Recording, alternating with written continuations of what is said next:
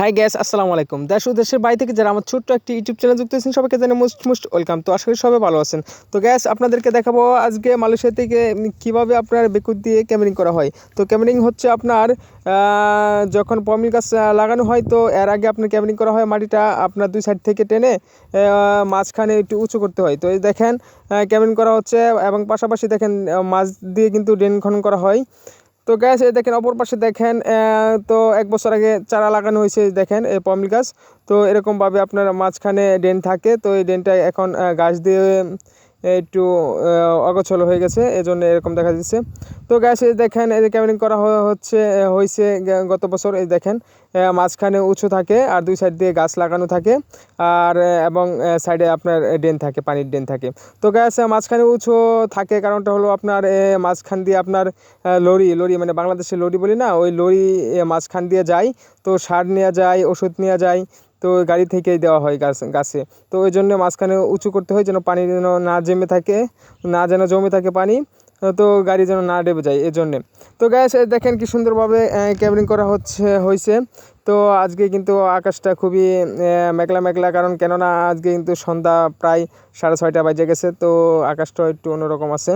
তো সব মিলে কিন্তু আকাশটা খুবই ভালো লাগতেছে আমার কাছে, তো মালয়েশিয়ার আকাশ। তো গ্যাস এই যে দেখেন আপনাদেরকে দেখাই দিচ্ছি পমিল গাছ।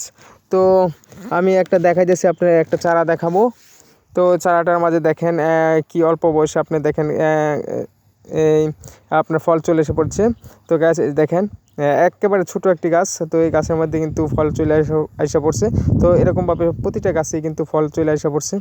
তো গ্যাস এরকমইভাবে আপনার অপর পাশে কিন্তু আপনার চারা লাগানো হবে।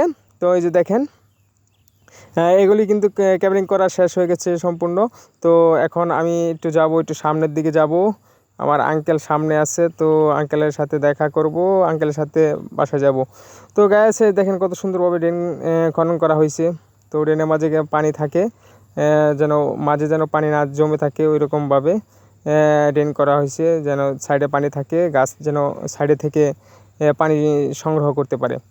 তো গ্যাস দেখেন আজকে মালয়েশিয়ার আকাশটা দেখাইতেছি আপনাদেরকে ঘুরে ঘুরে, দেখেন কত সুন্দর লাগতেছে। তো এখন বাজে 6:30, সন্ধ্যা 6:30 বাজে পড়ছে। তো কিছুক্ষণের ভিতরে আপনার সন্ধ্যা হয়ে যাবে। তো আমি যাইতেছি, একটু সামনে যাইতেছি, আমার আঙ্কেল ওই যে আপনি জুম করে দেখাইতেছি, ওই যে দেখেন ওইখানে বেকু দিয়ে কাজ করতেছে, আমি ওইখানে যাইতেছি। তো হাঁটি হাঁটি পা করে কিন্তু আমি হাঁটতেছি আর আপনাদেরকে একটা ভিডিও দেখানোর জন্য চেষ্টা করতেছি। তো গ্যাস মালয়েশিয়াতে আমি যেহেতু নতুন এসেছি, তো এত কিছু চিনি রাস্তাঘাট চিনি না, তো ভালোভাবে ভাষাও বলতে পারি না। তো আমার জন্য সবাই দোয়া করবেন, আমি যেন ভালো করে ভাষা শিখতে পারি এবং কি আপনাদেরকে মালয়েশিয়াতে যাবতীয় যা কিছু আছে আপনাদেরকে আমি অবশ্যই দেখানোর চেষ্টা করব। মালয়েশিয়াতে নিউ আকর্ষণীয় কিছু পর্যটক যেগুলি মানুষে যায়, পর্যটক কেন্দ্র, ওগুলি আপনাদেরকে দেখাবো, চেষ্টা করব ইনশাল্লাহ। তো কিছু সময় লাগবে আমার, কারণ আমি এখনও ভাষা পুরোপুরি এখনও পারি না এজন্যে। তো গ্যাস দেখেন কত সুন্দর লাগতেছে। তো আর কি বলবো, তো যারা আমার চ্যানেলে নিউ আছেন অবশ্যই আমার চ্যানেলটা সাবস্ক্রাইব করবেন এবং পরবর্তী সময়ে আরও নিউ ভিডিও নিয়ে চলে আসবো আপনাদের মাঝে। তো আজকে এই পর্যন্ত, সবাই ভালো থাকবেন, আমার জন্য দোয়া করবেন, আমি আপনাদের জন্য দোয়া করি। আসসালামু আলাইকুম।